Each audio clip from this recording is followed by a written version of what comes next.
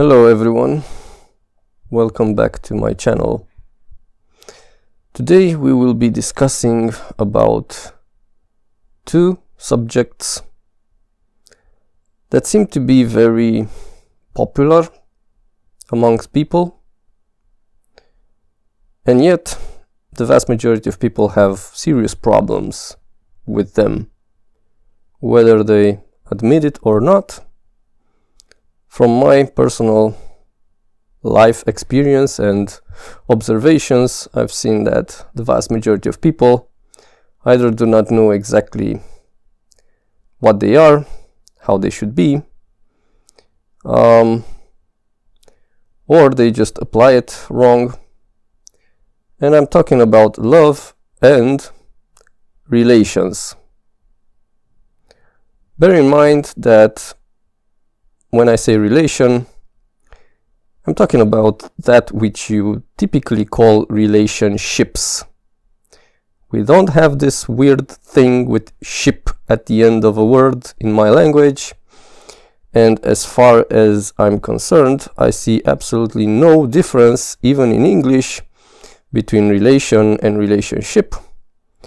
So, moving on forward, I will be using the term relation, just like in my language.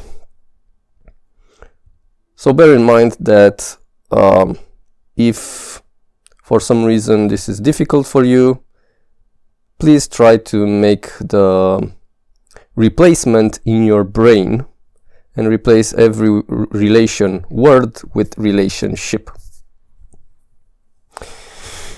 Now, I guess we should start with explaining the title of this video, because technically speaking, the title is called Love and Relationshits. And yes, I know it sounds a bit weird.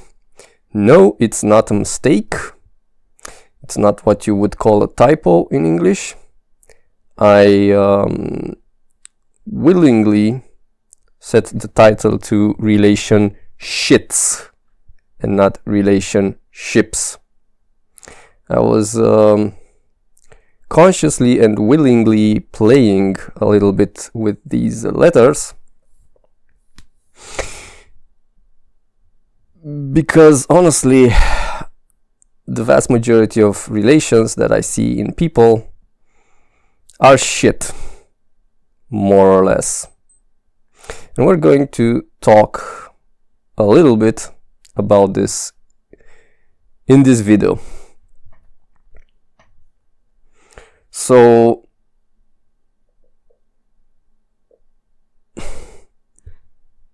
I'm going to split this video into two parts for the sake of simplicity and clarity. Technically speaking, love goes sort of like hand in hand with the idea of relation, at least when it comes to romantic relations, because we can have all sorts of relations with the people around us, and not just with the people, but we'll focus more on the people, because that's where we seem to have the biggest amounts of problems. We don't seem to have that many problems when it comes to our relations with things, objects, phenomenons around us, as much as we have problems with the people around us. So when it comes to relations, we'll be focusing a lot more on relations that we can potentially have with people. Now, like I said, and this shouldn't be something new, it should be, crystal clear by now from your life experience. There are many kinds of relations that we can have. There's one thing to be a child of someone that for us is our parent, right? That's one kind of relation. The reverse relation is also something that our parents definitely experience, and we can potentially experience if we decide to become parents at some point in time, if we have this option, there's a different relation that we can have with other members of our family. There's a completely different relation that we have with our neighbors, yet a completely different relation that we have with co-workers at the workplace, with our bosses, with people on the street that are nobody for us and they mean nothing for us, and so on and so forth. Teachers at school, people on the internet that we might interact with, and so on and so forth. Like the list of types of relations is pretty long, but a subset of this list of types of relations are the friendships. Okay, and another subset of these types of relations are the romantic relations that we can have. So basically, some people from our life can potentially be friends of ours because we chose them to be friends and they accepted. And within this list of friends, some people, typically just one at a time, can potentially become an intimate friend, a lover, a boyfriend or girlfriend, which obviously has yet a completely different relation to us and we to them. Now, so far, like I said, I'm not saying anything new or revolutionary, but I find it, necessary as a reminder so that these things are crystal clear for all of us in our minds. Now, to get back to our subjects, love and relationships, well, it's kind of obvious that when we are talking about romantic relations, when we are talking about life partners, love needs a kind of a necessary ingredient that we have, or we need to have, and they also need to have for us, right? I mean, again, it's pretty obvious. Technically speaking, love exists in all sorts of shapes and sizes, metaphorically speaking, all sorts of flavors, just like the type of relations that we can have. Because love doesn't exist only in romantic relationships, right? Theoretically, a parent should love his children, and that love should be healthy, right? Well, technically speaking, love is only healthy. There's no such thing as unhealthy love. That's not love, in spite of the fact that some people claim that they have love. If it's not healthy, it's not love. But anyway, we'll talk about this in a moment. Obviously, that kind of love that a parent has for his child is different than the kind of love that a child can have for his parents or other members of the family. Is different than the kind of love that child can potentially have for a lover once he grows up and he starts having relations of his own with other people. And there are quite a lot of types of love. I'm nowhere near being an expert in this subject. In fact, I generally don't care at all about love. I care enough to be able to talk and to be able to not be, in a way, handicapped while living my life and experiencing life around me. Because if we are to just completely and totally ignore the subject and ignore everything around the concept of love, we would kind of put ourselves in a place of handicap, and that's not a that's not a smart thing to do. But we do need to care a little bit about it, not too much, and most importantly, we need to be very well anchored in reality and to recognize when something that we think is love is indeed love or it's not. We need to recognize how much are we able to sense love, how much are we able to have love, and how much are we able to give love to someone else. And I'm willing to say that even our ability to receive someone else's love is also an important factor, more or less. The thing that I noticed throughout my entire life is that love seems to be the kind of topic, the kind of idea, and certainly the kind of word that most people, if not all of them, seem to be very easy talking about.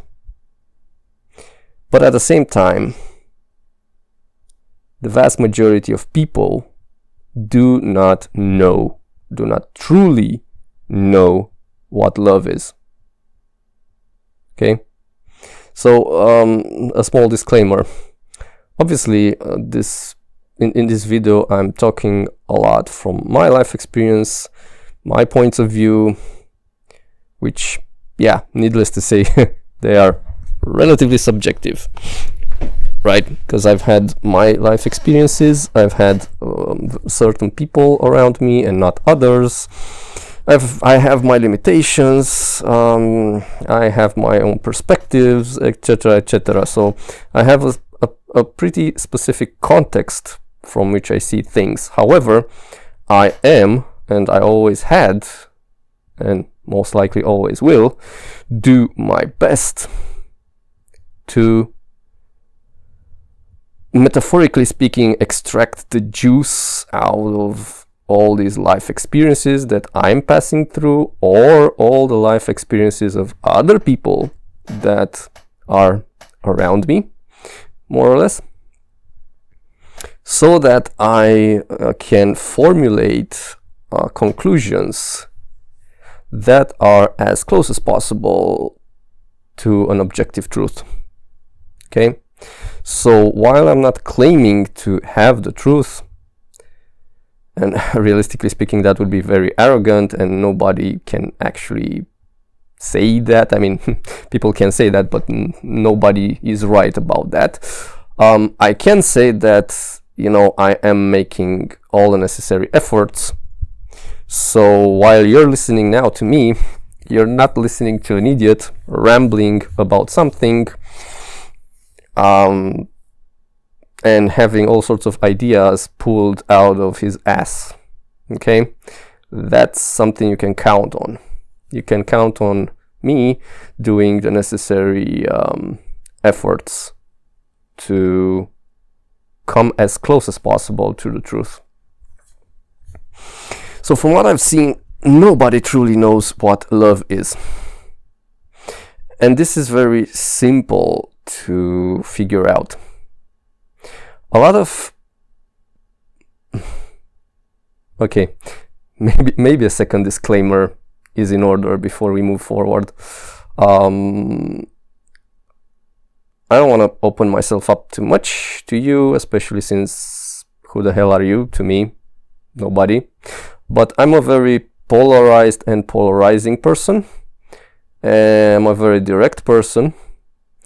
And I tend to bother people around me, especially people that don't know me, people that are not used to someone being direct and giving them a direct message. So overall, I could say that I am the kind of person that triggers other people in certain circumstances. So keep that in mind while you're, still listening to this. You might be triggered, especially if you're a woman, due to various reasons. I'm not gonna get into the details because that would be a different topic, a different discussion. It will be too long. Anyway, keep that in mind, okay? And if you have such big problems being triggered or listening to things that are radically different from what you might believe or what you might have experienced, well, then this chat is not for you. Simple as that. Okay, so I'm closing the parenthesis. To get back to what I was saying and to get deeper into that, from my experience, nobody truly knows what love is. Okay? Of course, there are exceptions from the rules, but I am not talking about exceptions. I'm not talking about some Dalai Lama from Tibet or from Nepal who has been spending his entire life meditating and has managed to reach a level of consciousness and understanding of no, I'm not talking about those kinds of people. Yeah, probably those kinds of people know truly what love is, but how many people like that are in the world? How many people like that are around you? And most importantly, are you someone like them? Probably not. I'm willing to bet that you're not. And I'm willing to bet that you're not making huge efforts, or maybe you're not even interested in being like them. And it's perfectly fine. I'm not like them either. I'm not interested in being like them either. But at the same time, I am interested in the truth in general. And I'm interested in recognizing the truth, and I'm interested in people be willing to recognize the truth, no matter how ugly it is when they see it. And the way I see it, the vast majority of people do not know what love is.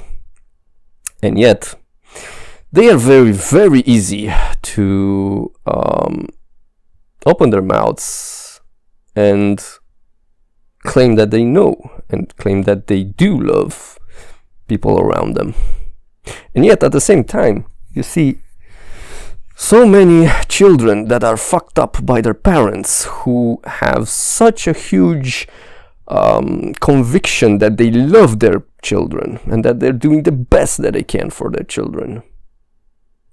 And I see so many people that are fucked up by their partners.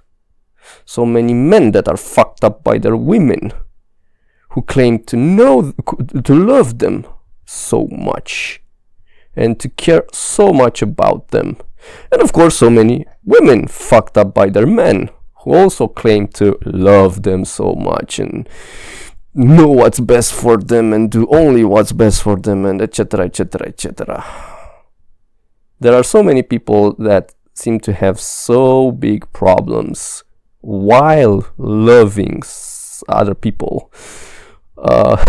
It's just, for me, honestly, it's downright hilarious that people even have the audacity to open their mouths and speak these words, just pronounce the idea of "I love you."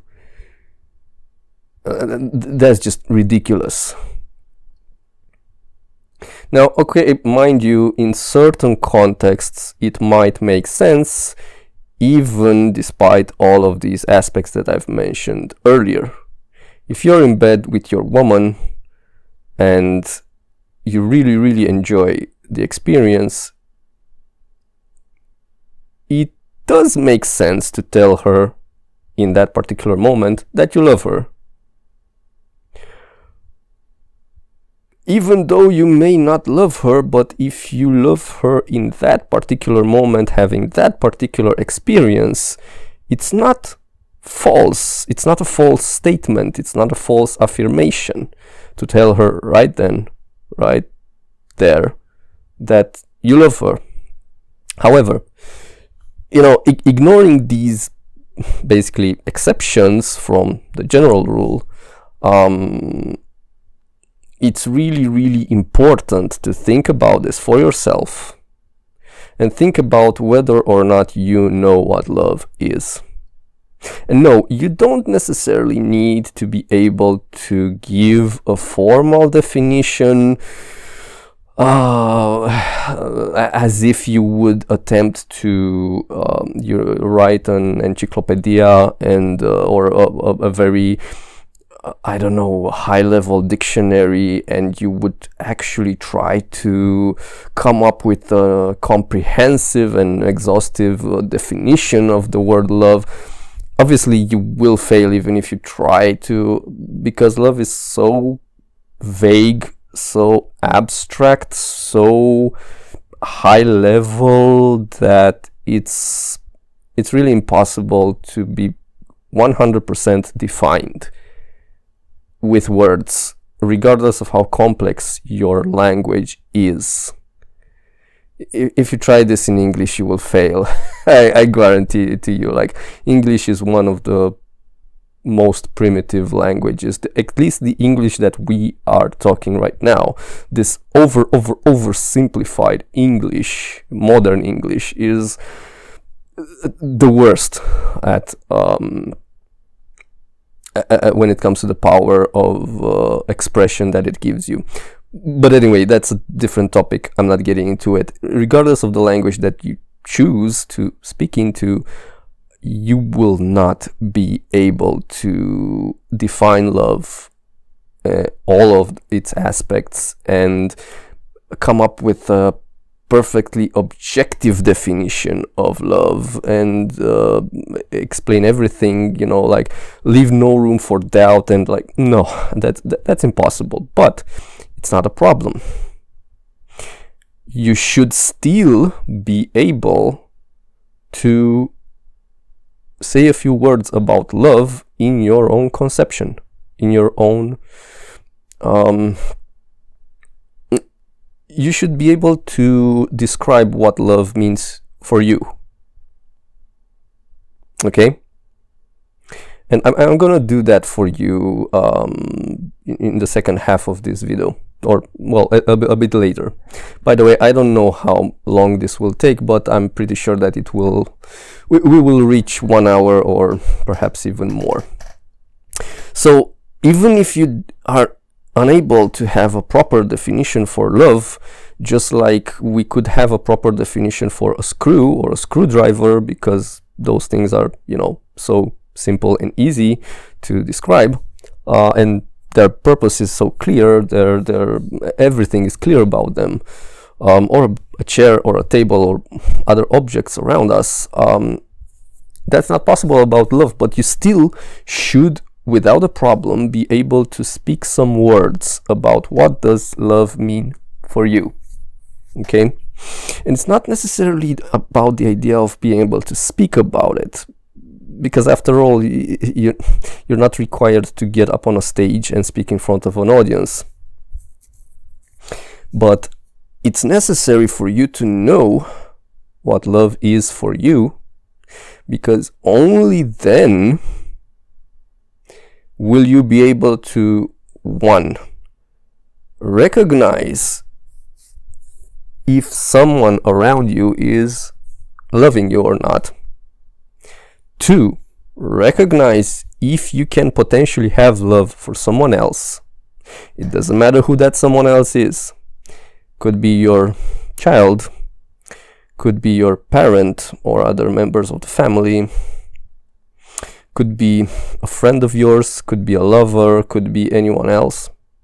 And three, if you do have love for them, or if you do have the capacity to have love for them, because not everyone has it, And for example, I'm making a small parenthesis here.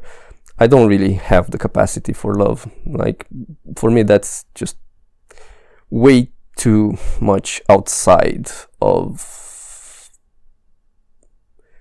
well, I guess it's a complex matter, so I'm gonna leave it at that. overall, I don't have much capacity. I can't say that I don't have at all, but I don't have much capacity of love. But point number 3 on this important list is, if you do have the capacity of having love, do you have the capacity of offering it to other people, and are you willing to do so? And if so, what are the details about it? Are you able to or willing to offer it freely? Do you want something in return? What exactly do you want in return?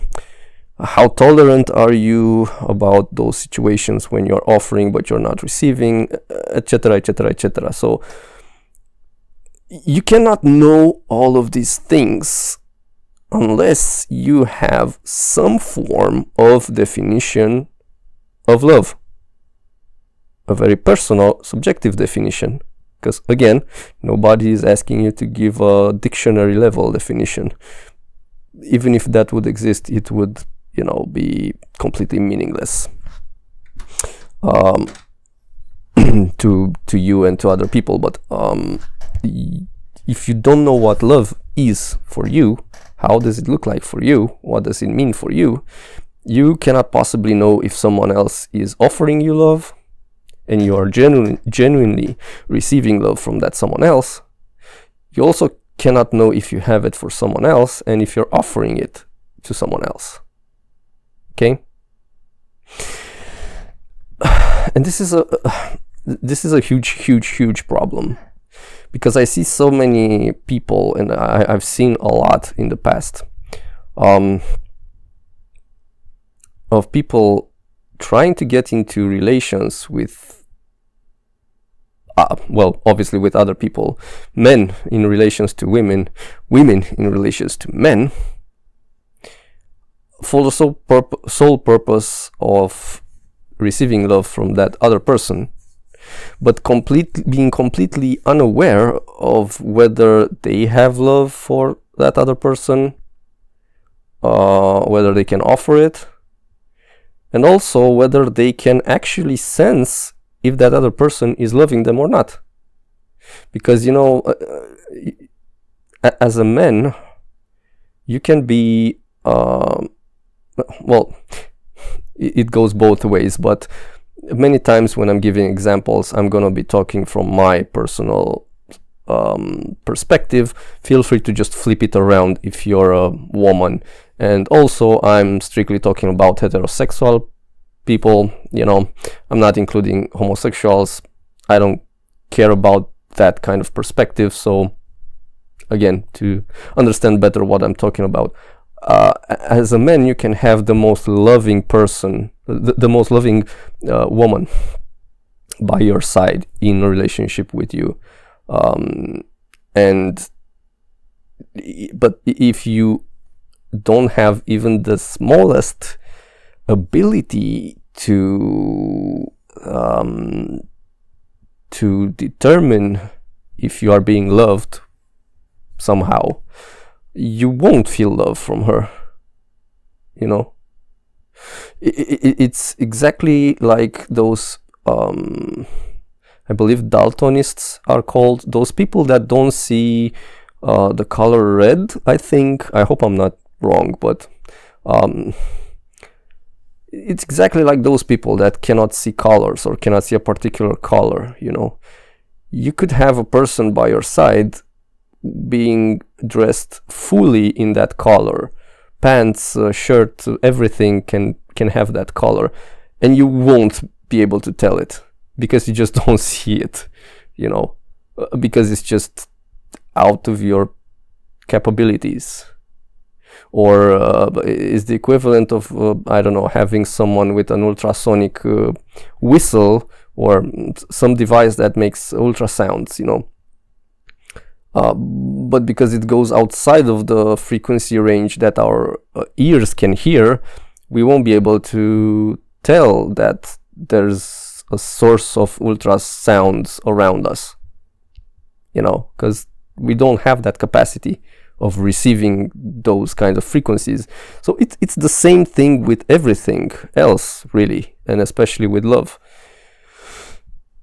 So this is the reason why I see so many relations that are just empty, completely empty. They are based on the idea that they will provide each other love, which is hilarious because they don't even know what love is. They don't even know what love is for the other person.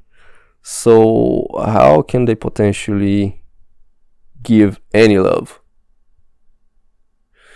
And most of the times, these relations, especially when people get into such relations that are everything for them and that theoretically are supposed to provide love to them, most of the times, if not all of the times, this is a clear indication that the people themselves are empty on the inside. So these relations are as empty as the people getting into them. When I say empty people, I mean people that have really nothing for themselves in their lives. They are, sadly, this is the way in which we can describe quite the majority of people on planet Earth. They just wake up in the morning, they go to work, they work to get some money, they come home, they buy food, they eat, they have some form of entertainment, they sleep, and then the next day they continue. They have no passions, no hobbies, no personal interests, nothing really going on for them. Because they're not really interested in having something. They can't even think about having something, or at least some of them can't even think about having something outside of the frame that their society provides and offers and encourages them to. So this is a huge problem, but at the core of it, the fundamental problem is the fact that people are not recognizing that they don't know what love is. They keep claiming that they do and that they have. They don't even think about what love is or what isn't. It's not like they don't recognize to someone else, but they don't even recognize it to themselves. And of course, when you don't recognize that you have this particular problem, you cannot possibly be able to give it. You cannot possibly be able to offer it. Okay? So that's the main focus that people should have. People should, let's say you, okay? If you are in this particular category, in this particular situation, you need to think about this. Think about what is love for you. And make a list of things. Try to describe with as many words as possible. Try to describe with as simple words as possible. Don't try to go super academic. You're not trying to write a scientific paper, a scientific document of any kind. You're just trying to do something for yourself, after all. And I think we should just get into my example and what this means for me, so that you can have at least one reference point. What love means for me, or what something like love means for me. Because again, I'll say this again, even though it's very subjective, because it's only about me, I don't care about love, at least not love in the traditional sense of the word that most people tend to adopt. I don't care about love in the definition that most people tend to subconsciously adopt. because that means nothing for me. That does not have substance for me. And what I find it a lot more important is to break it down into smaller components, into smaller pieces that I can much easily recognize, detect, measure, and I can much easily use them to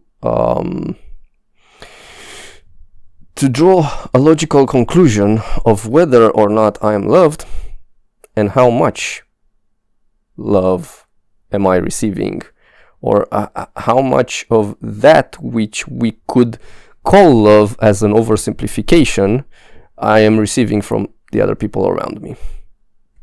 Okay, and I'm going to start by basically giving you two metaphors and then breaking down what I'm talking about. So for me, love must be like a cherry on top of a cake. That's one way of looking at it. Or like the Christmas tree star. Now, a small parenthesis to explain. I'm not sure how exactly you decorate your Christmas tree. Here where I am, we have two options typically for decorating the Christmas tree at the very end. When everything is in place in the Christmas tree, which can differ a lot based on what we want, our preferences, etc., etc. But typically at the very end, at the top of the Christmas tree, we either attach a decoration, a toy, a decoration like a star, or like a sort of a pointy tower, I guess you could call it. I'm gonna search for an image and I'm gonna put it on the screen to better show you what I'm talking about. But anyway, these are my two metaphors: the cherry on top of the cake or the Christmas tree star. Here's a question that can help you better understand these images.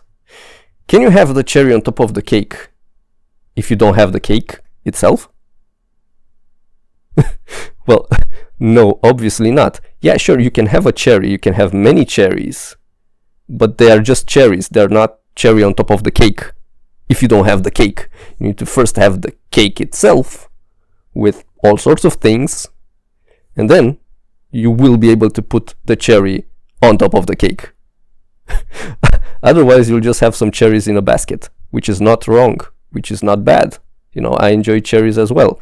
But anyway, strictly speaking about this metaphor, you need to first have the cake, which is much bigger and more complex than the cherry, in order for then at the end to put the cherry on top of the cake. Or in the other metaphor with the Christmas tree star, can you have the Christmas tree star without the Christmas tree itself, or without all the other decorations? Well, without the Christmas tree itself, you won't be able to have the Christmas tree star. You will have the star or that particular decoration in itself, but it won't be at the top of the Christmas tree. You first need to have the Christmas tree, and it also makes sense that you have to decorate the Christmas tree first before, sort of like in an acknowledgement of you finishing the work, you can put the star on top of the Christmas tree. Okay, so this is the same thing with love. You can only say that you have love for someone else if before that you are offering all sorts of things to that someone else, and vice versa. You can only say that you are loved by someone if that someone gives you a whole bunch of other things, and if you are clearly aware of the fact that you are receiving them, and you know, it's not a matter of question mark, am I receiving them or not? No, it's crystal clear to you that you are receiving them from that person, so that you can clearly draw the conclusion that yes, that person loves you. And now let's get into this list of things, which in my opinion is purely objective. This is like, we're now getting into a part of the video where I'm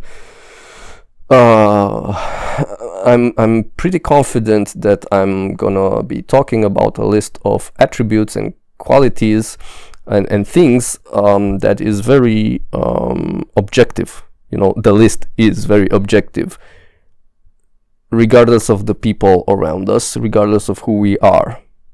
And you'll see in a moment why I'm saying this.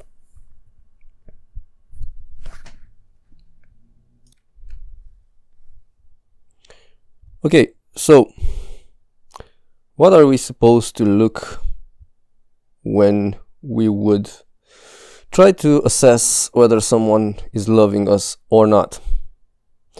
Well, there are quite a few things.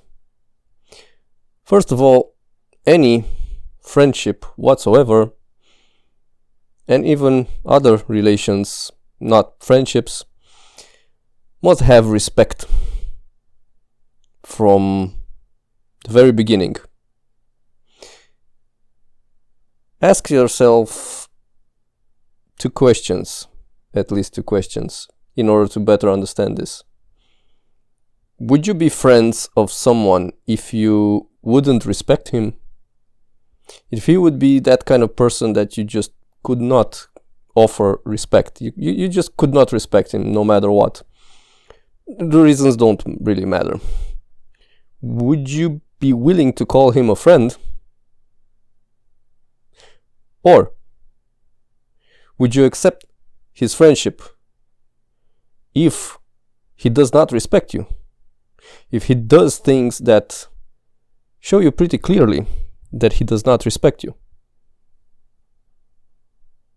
Would you be his friend? I'm pretty certain that you wouldn't, or at least you shouldn't. So the very first thing that you need in any friendship and any other kind of relation is respect. Okay, and sure, respect comes in different forms, in different degrees. Sometimes some people might do to us something that someone else might see as disrespectful, but in reality it isn't, and you know, perhaps it comes from a person that we know very well. Perhaps that person, I don't know, has the tendency of doing bad jokes to us or whatever, but we know for sure that he cares about us. We know for sure that he's not malintent. He doesn't have bad intentions to us, you know. And even though what he's doing to us, to some other person, seems like disrespectful, we know for sure that it isn't. So obviously we need to be able to discern what is truly respectful or disrespectful and what is not.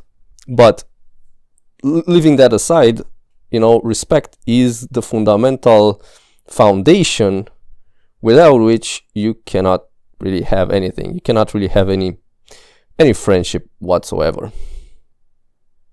The second thing that needs to exist in your relation is acceptance. Are you able to accept him as he is? So again, while you are calling him friend, are you able to accept him as he is? Because if not, he cannot really be your friend. Or vice versa. Is he accepting you as you are, while he claims that you are his friend? Is he accepting you as you are, or is he constantly, or at least from time to time, you know, trying to hint at you that perhaps you should be different, perhaps you should change this or that?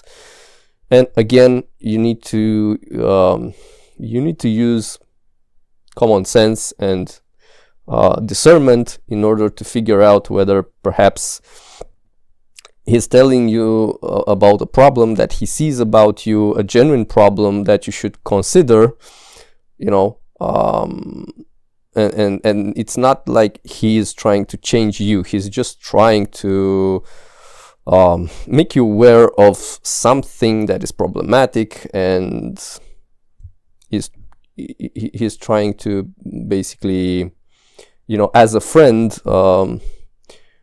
point you or nudge you in the right direction. That's a different thing. But overall, you know, overall, is he accepting you as you are, or is he constantly telling you, maybe not directly, maybe indirectly, that you know, you're a friend, but it would be nice if you would change into this other person, then we could truly be friends. You know, is the message like that? Because then you guys are not friends,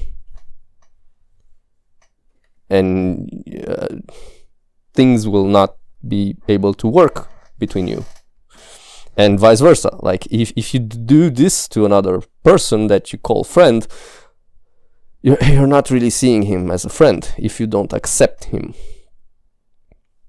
The third thing on the list is appreciation.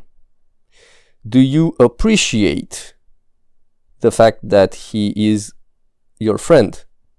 Or does he appreciate the fact that you are his friend and that you are part of his life? Because if you don't appreciate him, or he doesn't appreciate you, and if whether you are in his life or not, it's all the same to him, or if whether he is in your life or not, it's all the same to you, then you cannot really have a friendship, not a healthy friendship at least. Okay, if you're indifferent to him, or he is indifferent to you, then the so-called friendship does not really have any value whatsoever. By the way, before I move forward, I keep talking about friendships and saying friendship, but keep in mind that, you know, any serious relation that you have with someone else is fundamentally still a form of friendship. So even your lover or your husband or wife is fundamentally a kind of friend to you, right? So bear in mind that I'm not super limited to just strictly your friends, and no, this applies to the people that you wish you were in a relation, in a more intimate relation with, or the people that already are, or the people that you might call lovers, right? So this is a more general discussion, and these things, on most of the things on the list, are valid even for other kinds of relations, like your family. Okay, your family needs to respect you as well, and you need to be able to respect them as well. Your family needs to accept you as well as you are, and you need to be able to accept them more or less as they are. Your family needs to appreciate you and the fact that you are in their lives, in their family, and vice versa. Okay, so these are a bit more generic, although I will keep mentioning the idea of friends and friendship because it's easier to talk. Okay, so moving on. The fourth thing on the list: wanting and desire. Do you want the person next to you? Do you desire to have the person next to you? Whether as a simple friend, as a closer friend, as an intimate friend, you know, lover, wife, whatever. That's an important aspect. Do you want him? Do you desire him? And vice versa, you know, is that friend wanting you as a friend? Is he desiring you in his life or not? Fifth thing on the list: care. Do you care about the people that you call friends? If something happens to them, will you be able to do something about it if it's in your power? Or will you be like, meh, whatever? And vice versa. If something happens to you, will your so-called friends care about you? Or will they be like, oh wow, this thing happens to him. Wow, tough luck, whatever. Because that's also a sign of love or lack of love. Sixth thing on the list, which is kind of connected to the idea of caring or not caring about someone. Are you offering support or are you receiving support and help from the person that you call friend? If something happens to him and you care, theoretically, you care about him, are you actually offering him a helping hand if you can? Sure, there are situations when we are completely powerless, but those are not quite that often. Most of the times we can do something about it, at least have a chat with this guy so that he can just discharge his nerves, because maybe he's pissed off that something happened. Maybe we can't do anything concrete about it, but we can at least offer him a crying shoulder, so to speak, offer him someone to talk to. That's still something. So are you offering something? Are you actually offering support and help to your friends, to the people that you call friends, or not? Are they actually offering you support and help to you when you need it? Assuming that they theoretically care about you and they want you in their life and they appreciate you and they accept you as you are and they respect you. All of the above things that we talked about, right? Are they actually doing something for you when you need or not? Because if they don't, they cannot possibly say that they love you. Furthermore, when it comes to deeper relations, when it comes to having very good, very close friends, including a lover, wife, or husband, which is theoretically should be the closest friend, the closest person that you have relative to you. Is there understanding going between you? Do you understand him? Do you understand what motivates his actions? What makes him keep his values, whichever they are? What makes him have the preferences that he has, etc., etc., etc. What makes him him? Do you understand? And also, does he understand you? Does he understand why you choose what you choose, why you react the way you react, why you take the actions that you take, etc., etc.? Does he truly understand you? Or does he just accept you? It's not wrong if he just accepts you, but for a certain level of connection, you need to have understanding as well. Sure, we might never have 100% understanding of other people, because after all, this is difficult. This is not easy. This is difficult. It's not easy to put yourself in someone else's skin completely. You guys in English say in someone else's shoes, but really, shoes are not enough. You need to put yourself completely in someone else's skin in order to truly understand him. And I have to admit that that's something that I'm not really willing to do many, many times. But that's a different story. And it's strictly about me. But I am, when it comes to the very close people in my life, I am doing my best to understand them. Whether I fail or not, or how much do I succeed, that's a different discussion. But I am doing my best. And to a pretty large degree, I do understand them, provided that I have enough informations. Sometimes I discover later that in the past I didn't understood them very well because I just did not knew enough about them. But anyway, again, we're not getting into the very small details about this particular problem. but is there understanding going on between you? Do these guys that you think they are very good friends of yours, and perhaps they see you as a very good friend of you as well, do they understand you, and do you understand them? That's also a form of love, because even just the willingness and desire to understand a person means quite a lot, you know. Eighth thing on the list. By the way, my list has 9 things so far. Maybe in the future I will come up with more things, but anyway, at least these are the most important ones. So now, point number 8, bringing joy, satisfaction, or even happiness. Do these people around you bring you joy, satisfaction, or perhaps even happiness in your life?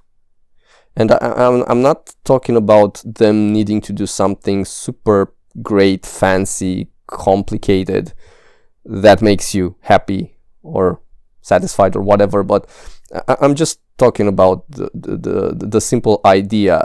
Is their simple presence in your life meaningful enough that it brings you joy, satisfaction, or even happiness? Do you like them being a part of your life or not? And vice versa. Do they enjoy having you as their friend or not? Because again, this is yet another aspect at which you can look in order to figure out how much a person loves you.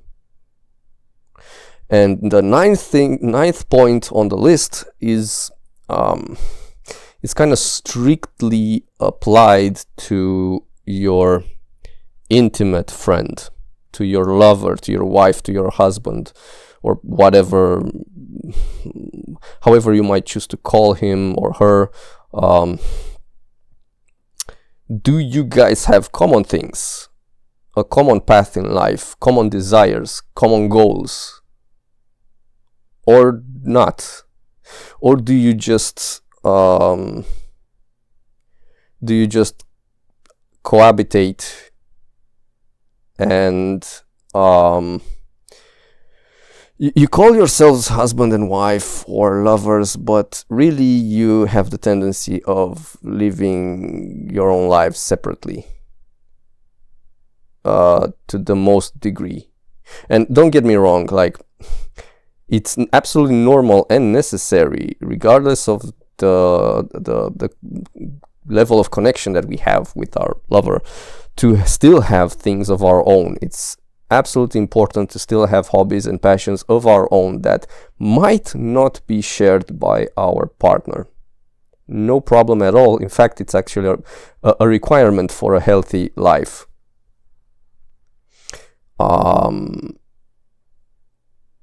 Sure, we might be so lucky so as to find a partner that has exactly the same passions and hobbies that we have. But again, these might change in time. She might change faster than you. You might change faster than her.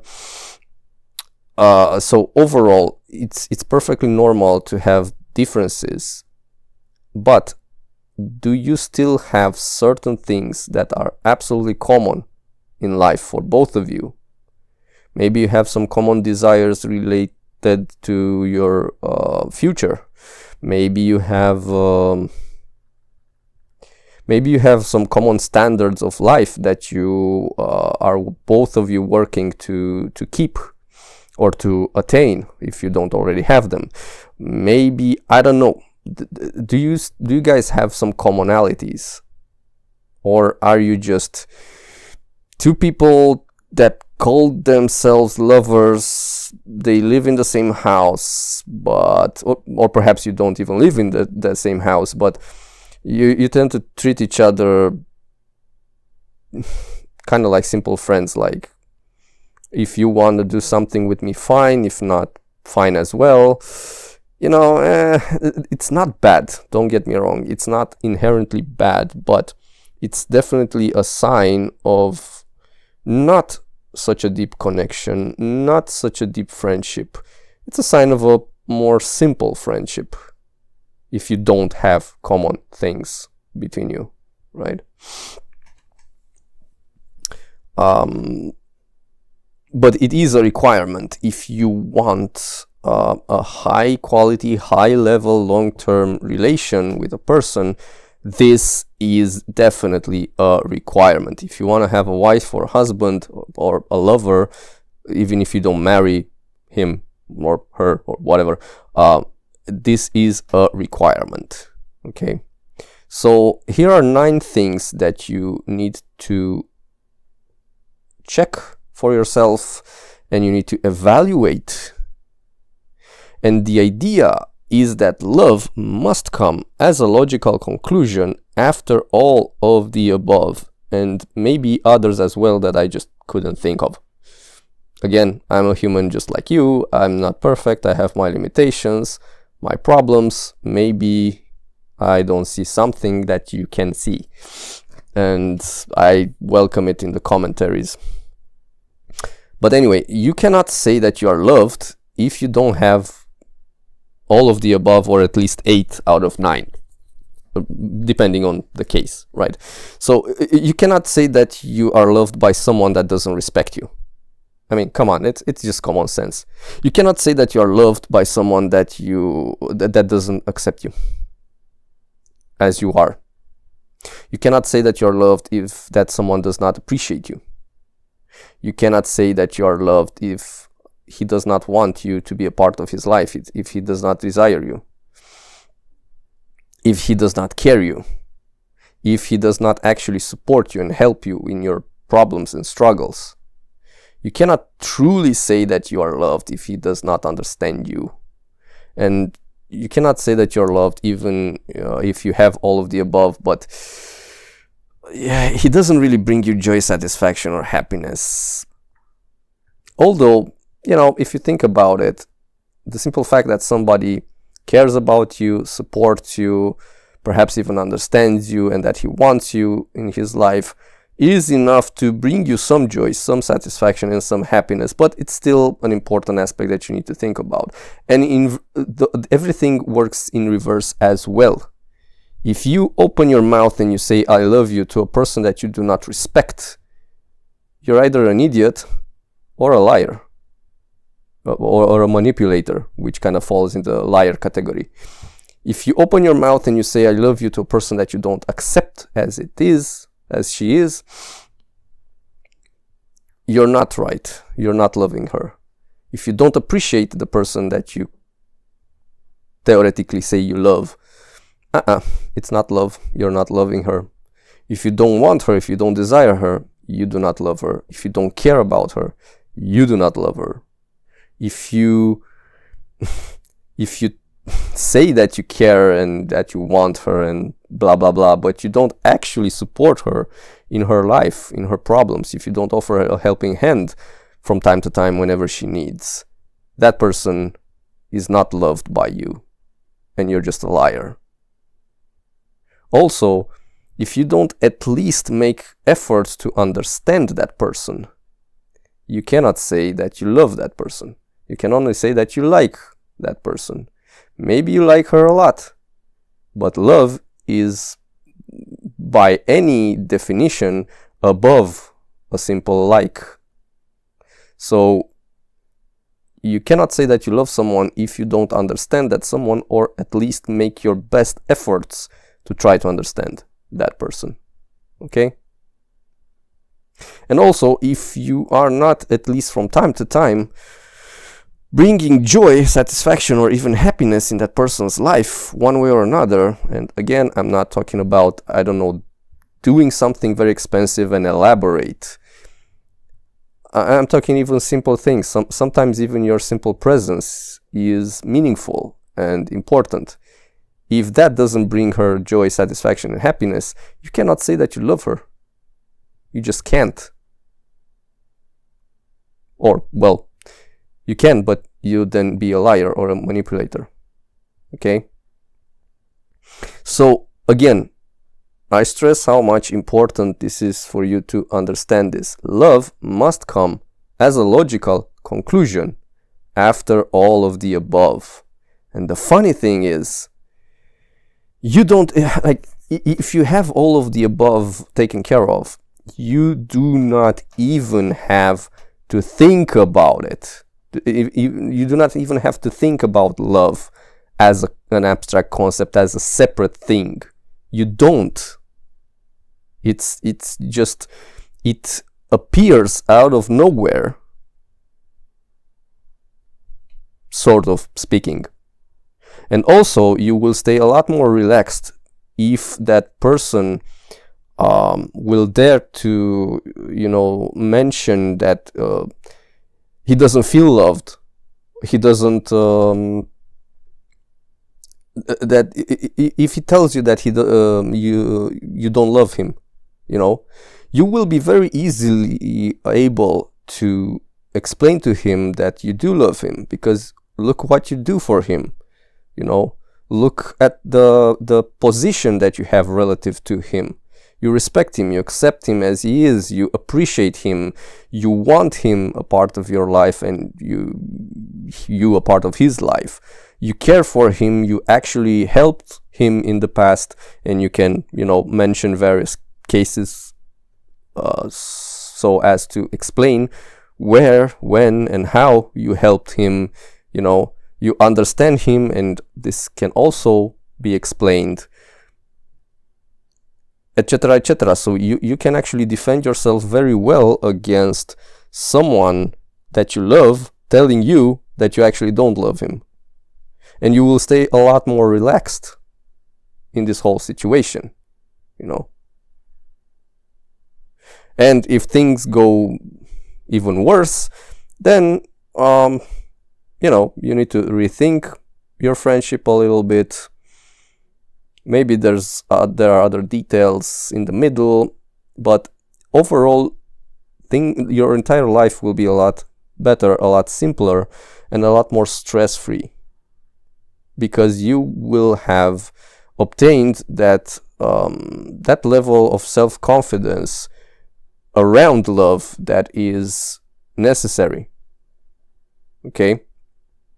And all relations should only exist provided that the above conditions are satisfied. Provided that there is respect, appreciation, acceptance, etc., etc., all the things, or most of the things that we talked about earlier, that there are these things going on between you. Okay? Don't go into a relation if you are not at least willing to have these aspects in mind, and as the relation progresses, if you are not, willing to give what you need to give, and at the same time observe if you receive what you need to receive. Not need because you are a needy person, but because it's absolutely normal when you give to receive, because otherwise that person is just taking advantage of you if you are only giving and not receiving, or vice versa. You are just manipulating that person if you are only receiving and not giving. Anyway, we've talked quite a lot about this so-called love and how we can break it down and how we can make it easier for us to understand. Before I finish, I want to talk a little bit more about relations and why you should not be so eager to jump into them. There is a fundamental question that most people don't really ask themselves, and they don't ask their partners. And this is really, from now on, we'll be talking a little bit more, or we'll be talking almost exclusively about intimate relations, about having a so-called boyfriend or a girlfriend, a lover, or even a wife, a husband, right? We're not talking anymore about the simple friendships or the closer friendships that you can have we're talking strictly about the idea of having an intimate relation. When I say intimate relation, I mean what you call a relationship with a boyfriend or a girlfriend that can later turn into a wife or a husband, more or less. Because those kinds of relations have, they are a bit more special than the other kinds of friendships. First of all, those kinds of relations must come as a natural progression from the state of friendship. So if you have, let's say that you have a woman with which you are thinking about getting into an intimate relation, you're thinking about her becoming a girlfriend for you. Well, first and foremost, that woman first needs to become your friend. Just a simple friend. And you need to start to know her, to get to know her, and to open yourself up enough so that she gets to know you, right? And she needs to first be an acquaintance, then become a simple friend, then become a better friend.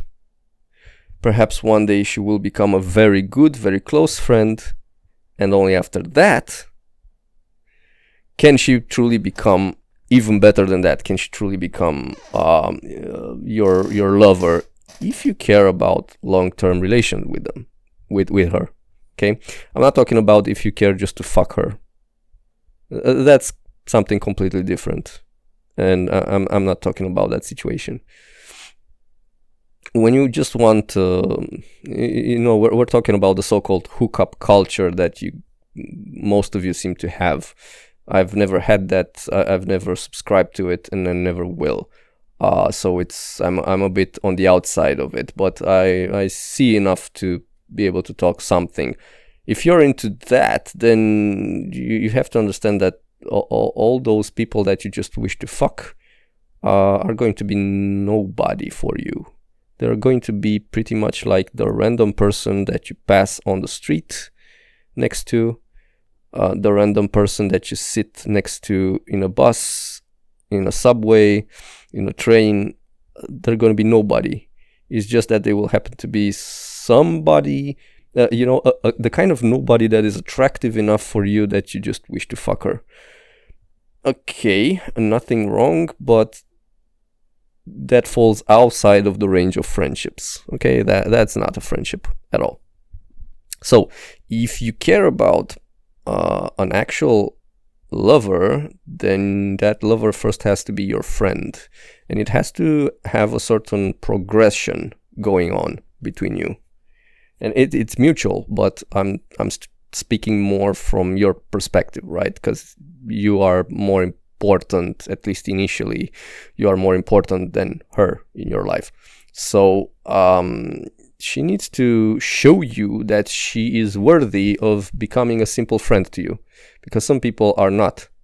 Some people should remain nobodies for you. So first she needs to be worthy of becoming somebody, or becoming a simple friend to you. And then as a simple friend, you need to see that she is worthy of being called, just a regular friend, a friend that is a bit better than just a simple distant friend. And while she's just like another friend of yours, she needs to become at some point a good friend, a closer friend, because she deserves it, because she has shown that she deserves it, because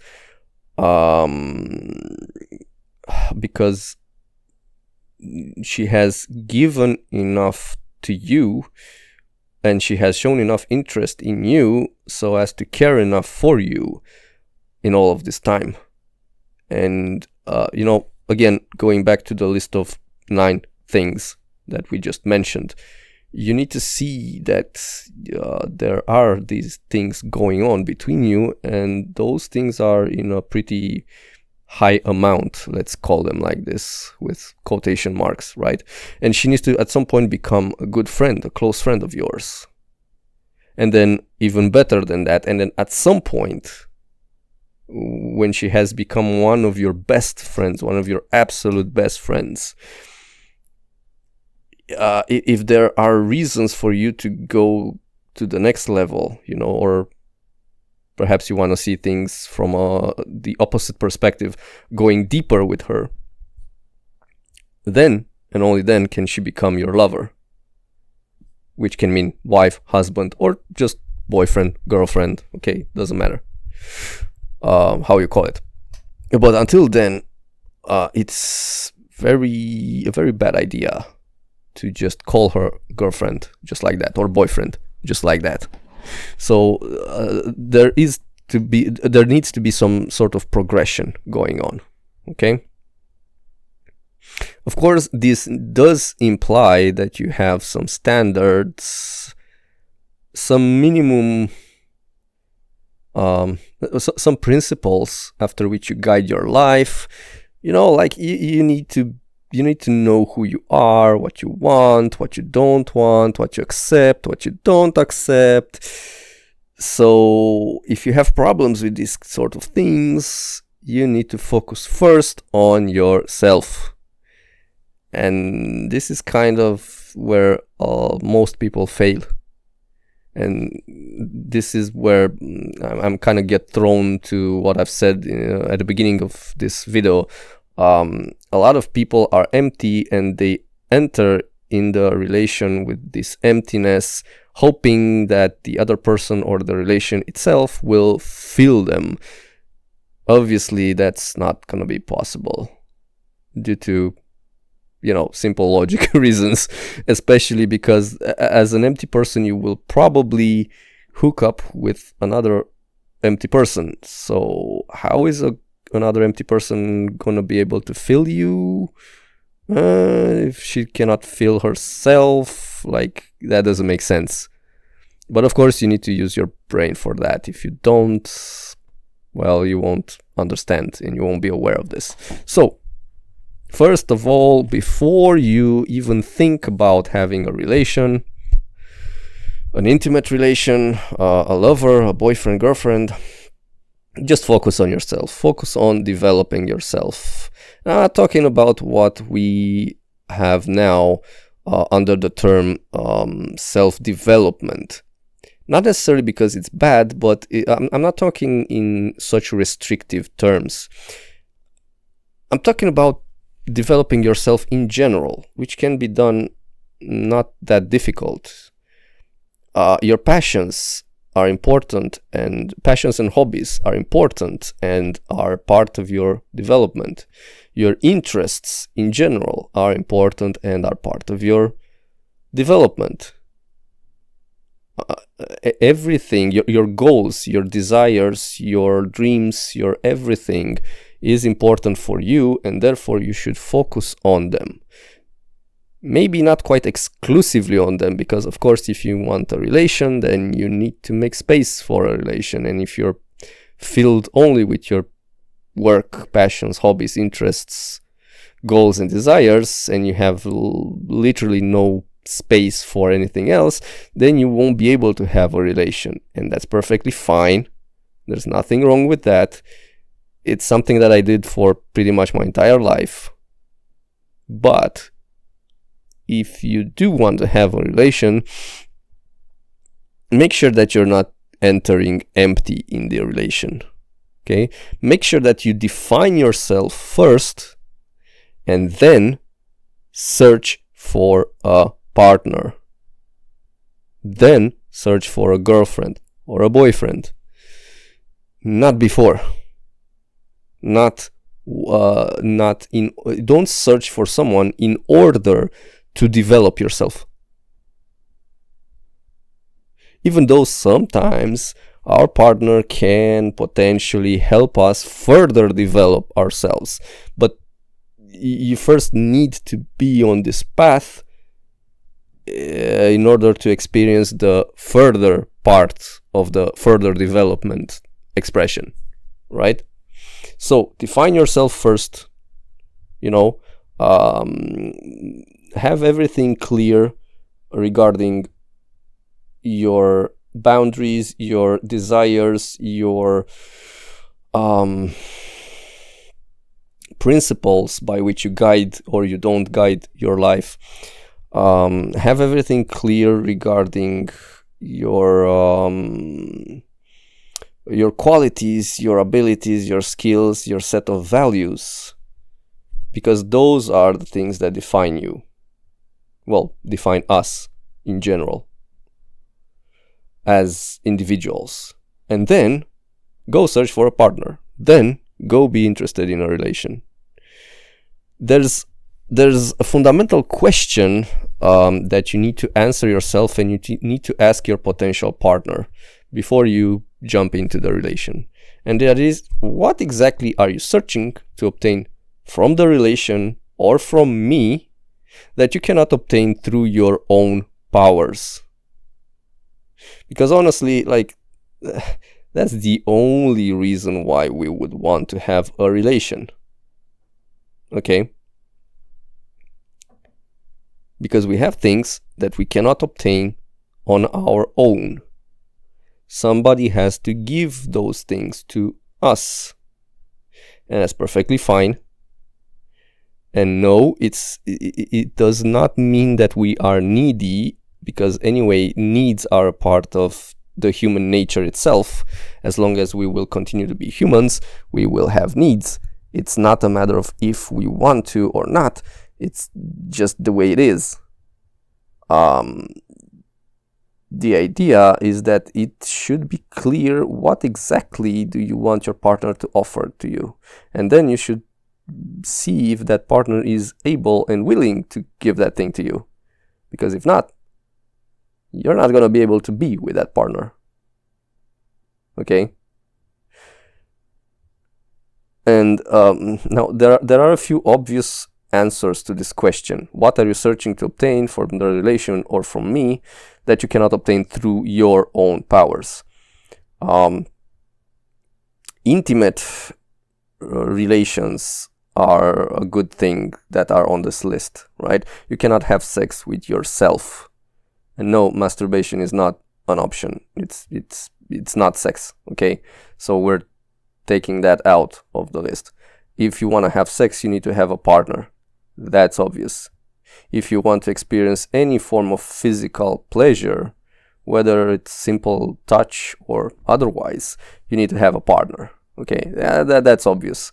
So if you like these sorts of things, it's obvious why you need a partner.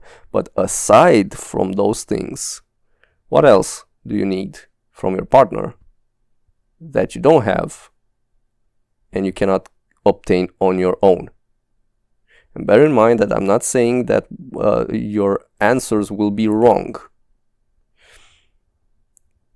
But it's also an interesting question to ask yourself, because certain things that you think are impossible for you to obtain, they are actually very much possible. It's just that so far you've been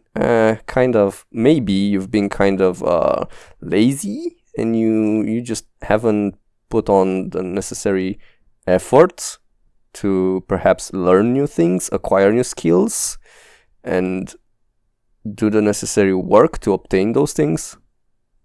So I'm just saying, only by asking yourself questions can you see these sorts of aspects. And this is a very important question to ask your partner, because otherwise you might get into a relation that will suck and will bring you headaches and problems, because you are not able to provide that which your partner wants, and not knowing it from the beginning will cause problems.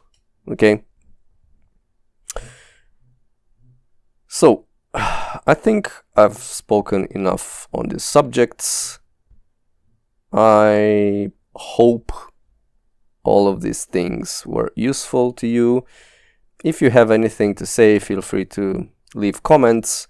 But bear in mind that I have zero tolerance for people that are just completely out of line. Like if you don't plan to, you know, leave a respectful and constructive comment, don't leave it. Just don't. Okay. Otherwise, you know, feel free to write anything, regarding anything that I spoke about, and keep in touch. I will be posting more videos in the near future, because I kind of feel drawn right now to speak about some subjects that are very problematic and that a lot of people seem to have ideas that just don't work. Like, honestly, it's not about right or wrong. It's about results. It's about what works in the end. What works for you, what works for others, what works in general, what has advantages more than disadvantages, etc., etc. So yeah, I'm definitely interested in talking more on subjects like these. So if you feel like it, hit a like, maybe hit the subscribe, I don't know, whatever you want. I will talk to you soon in a new video. Thanks a lot for listening, and think about it.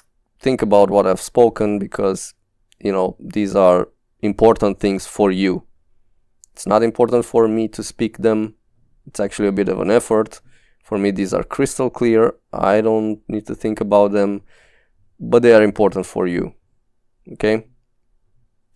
See ya in the next video. Thanks a lot. Bye bye.